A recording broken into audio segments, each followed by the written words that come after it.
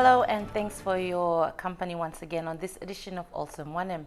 This evening we give you a progressive update on the National Youth Commission and its work on the National Youth Employment Framework, and later on in the program we feature the Melanesian Trustees Services. But first, a quick recap of the progress of the National Youth Commission.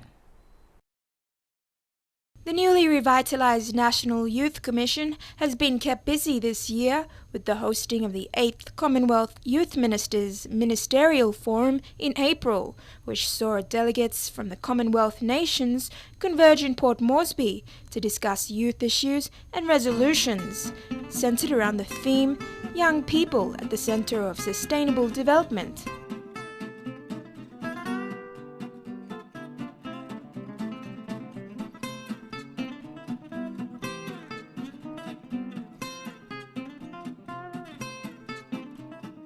The purpose of the Commonwealth Youth Council will be to make sure that young people have a voice with their governments individually from their National Youth Council level, but also from the Commonwealth as a whole. The National Youth Commission worked tirelessly to make the event a success.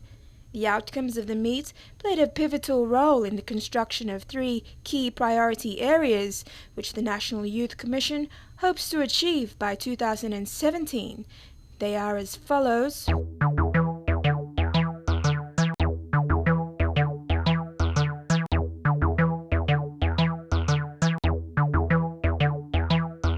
PNG is faced with enormous challenges, and among those critical challenges we face today, youth unemployment is one of the worst that is faced in this country. And we are hosting this workshop following a 2-day symposium held in Mendeng last year. And so one of the 6 resolutions have been resolved in that symposium, and one of it was to come up with a workshop to develop the youth employment framework. In fact, this issue that we are faced with, the government has no plans, a blueprint in place right now to combat. And so Youth Commission as a mandated agency, we are faced with, we are forced to come up with a youth employment framework to address this. But we cannot do this task, undertake this task alone. We have called for partnerships, we have called for collaborations from our stakeholders, especially from the government sectors, the private sectors who are the employers, and also from NGOs and other international donors to come together so we can all sit down together to develop this policy framework. As part of their ongoing efforts to raise the level of service delivery to youth throughout the country, the National Youth Commission recently held a workshop on the National Youth Policy Framework. After this 2 days workshop, we will arrive at a number of resolutions. There will be a committee established comprised of all the stakeholders, and the committee will be coming up with a draft strategy to be forwarded to the government to seek their endorsement. And we hope that this will take place before the end of this year.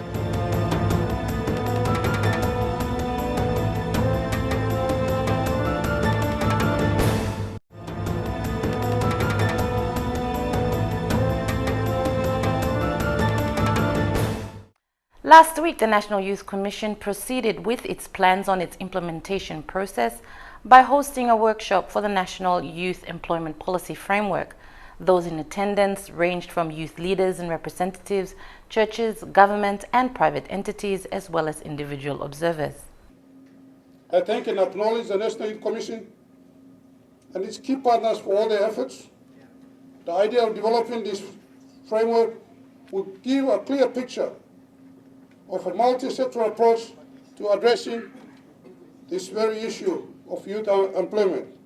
And the structure of alignment, collaboration is essentially required now than ever before.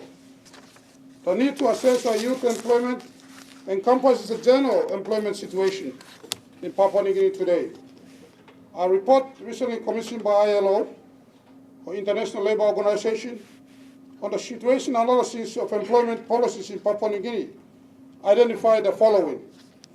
1. Papua New Guinea has plenty of natural resources that can provide for greater benefits in terms of economic development and human resource development and trade. Yet the socio-economic and political challenges remain, including over-reliance in attractive industries, relative underinvestment, poor infrastructure, law and order problems, the lack of access to capital for small firms and informal businesses. The workshop began with speeches from a variety of high-profile individuals. So youth employment is a critical challenge, not only for PNG, but for the rest of the developing world. Many political agendas refer to youth employment as being a national priority, and I think the Minister also mentioned that. His presence here also illustrated that it is a national priority. More national development strategies seek to address youth employment. Most national employment policies have identified youth employment as a cross-cutting issue. And youth employment is a key component of any youth development strategy. And all studies, all research in this area on youth issues have pointed out very clearly that the number one issue that young people face in PNG as well as in the rest of the Pacific is youth unemployment. It shows that in general, youth employment remains a political priority, but little action is being taken in that area. Speakers from various stakeholders shared ideas, encouraging those in attendance to seriously think of the best approach for a national youth framework process. The possibility for youth to have its own ministry instead of having it on Magoland and other community development ministries. And I'm sure if we can have our own ministry, just like sports having its own ministry taken off the community development, and with youth having its own funds, it can support NYC in the programs with other agencies to deliver services to the youth. And I'm sure that is the main solution why we are here today. Thank you. The youth groups, I think it's the thing. It must be the thing of the past because it has no legal basis. So what we encourage the young people to do is to get into groups and incorporate them with IPA so that they have the organization as a legal basis. Because youth in urban and rural sector, if we see that. And I was thinking that we should identify a key area, which I see, I think, education. So if you can emphasize on that, on the pathway to how to get or identify the gaps in doing the framework, just to give a broad picture.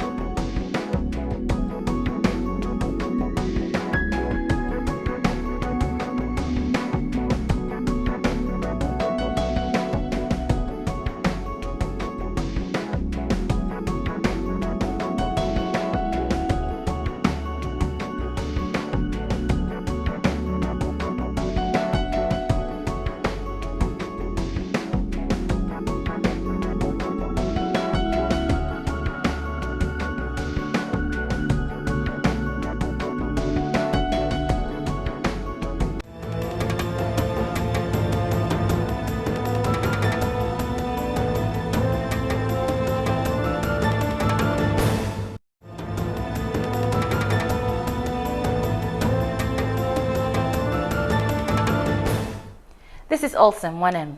The Melanesian Trusted Services Limited is the first ever licensed trustee company in Papua New Guinea and now manages the Pacific Balance Fund, which was formerly Investment Corporation of Papua New Guinea, providing investment services to individuals and local business houses. Here is a brief on what Melanesian Trustees is all about. Just south of the equator, 160 kilometers north of Australia, Papua New Guinea is part of a great arc of mountains stretching from Asia through Indonesia and into the South Pacific. It is the Pacific's fastest growing economy, with 22 provinces and home to 7 million people.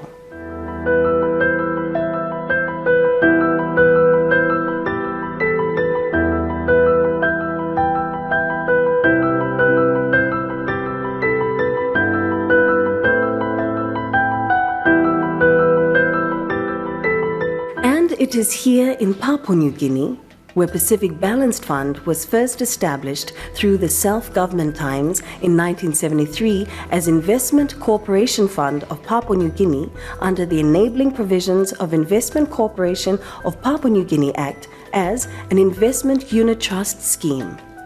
The fund is a private unit trust investment scheme aimed at providing some income and capital growth for investors with low to moderate risk appetite in Papua New Guinea.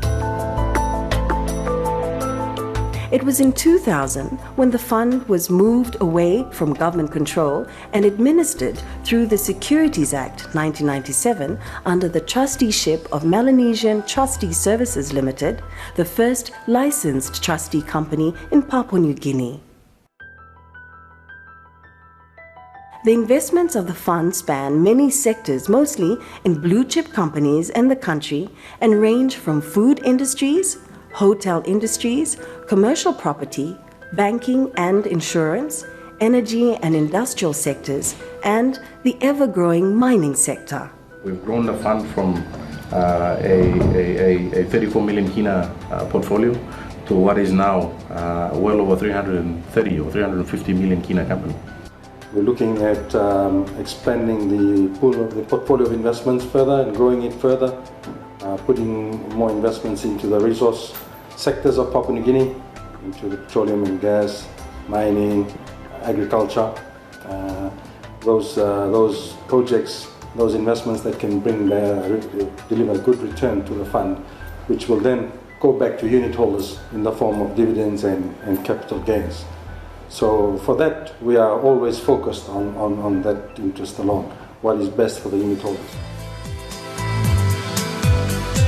The fund is an equity-based balanced trust with investments interest in a broad range of investment areas, but in line with the investment and growth strategy of the fund of investing within the Pacific region.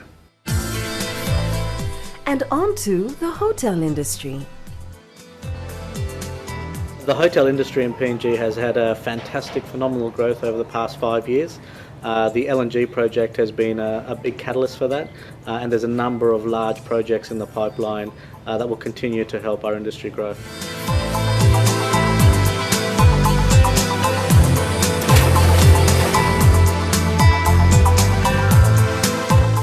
The Holiday Inn is another one we can truly call our own, moving on to massive expansions to cater for the demanding visitors to our country. At the end of the day, it's about making sure that the interest of the unit holders supersedes that of our own as a business, and also I think in terms of the overall investment portfolio that it is managed so that it brings about the right kind of returns.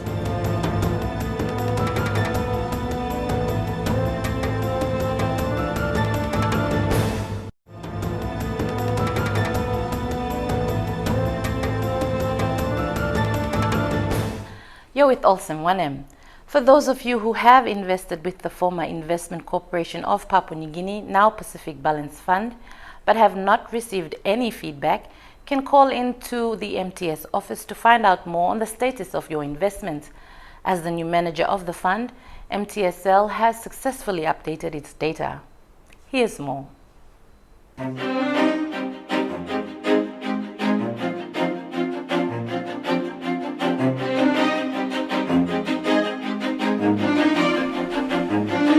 PNG's food industry is even bigger, and with investments in Trukai, the rice leader brand. With their packaging factory in Lae and distribution in Port Moresby, Trukai shows more growth than ever before.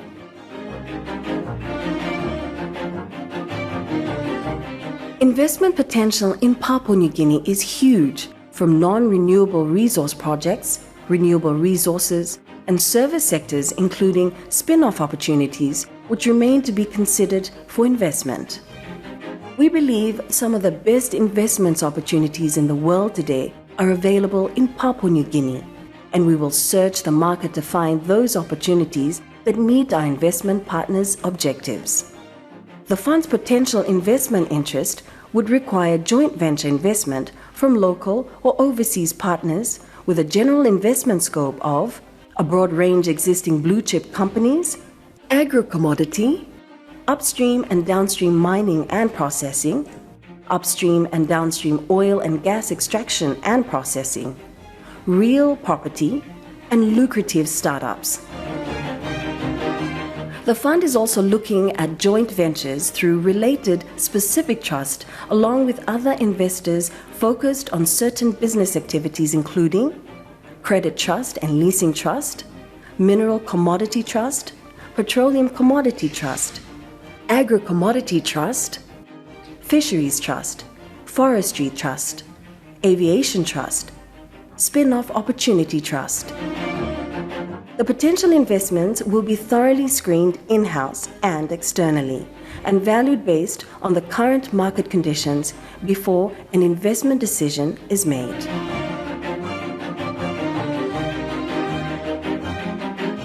MTSL is a private licensed trustee company to Pacific Balanced Fund and Pacific Property Trust. Both funds are private investment trusts, with Pacific Balanced Fund being a balanced equity trust and Pacific Property Trust a real property trust. The trustee functions covers trustee services, fund management, and advisory services. The trustee is focused on building the fund's existing assets and potential assets to maximize the returns in terms of dividend payment and capital growth reflected through growth in unit value for unit holders. Our vision is to be Papua New Guinea's and Melanesia's finest homegrown trustee and fund management company, supervising, protecting, and building the wealth and assets of its people, local businesses, and government institutions in short to medium and long term. Our corporate philosophy is providing best shelter for your hard-earned savings and to build your financial strength, increase your net worth, and raise your status within the community. As a private trustee, fund manager, and investment and trade advisor, we are in the best position here in the country and Pacific to fulfill our corporate philosophy in every sense of the word. We're able to safeguard your estates, savings, and investment, and multiply your net worth through the best investment vehicles available and provide you with the best investment advice.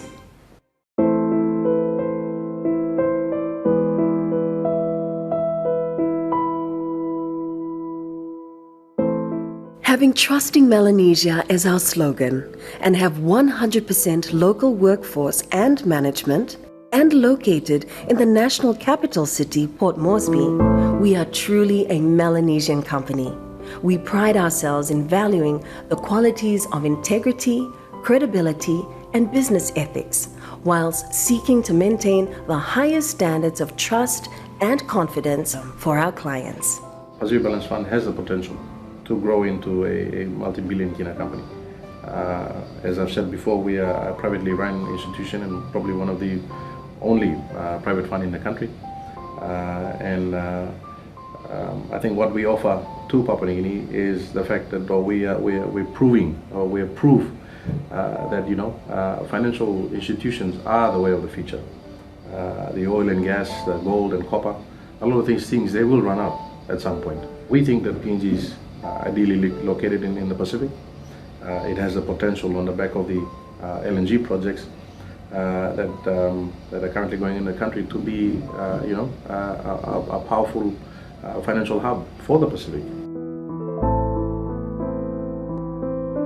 The future is good. The future is bright. I think it's one that they should all be looking forward to. We will be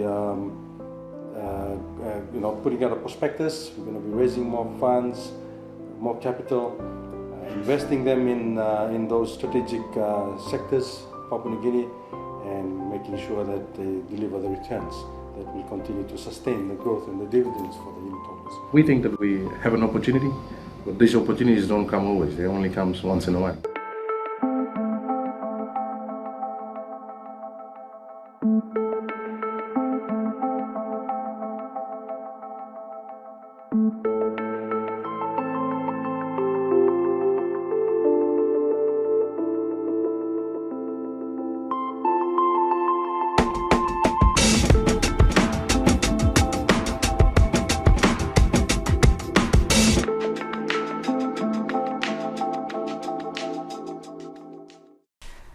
You're with Olsem, Wanem.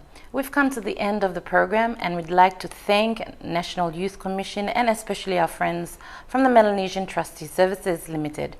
As usual, if you have any comments or suggestions you'd like to make on any of our stories, drop us a line to the address on your screen or check us out on our Facebook page. Until then, enjoy your viewing here on MTV.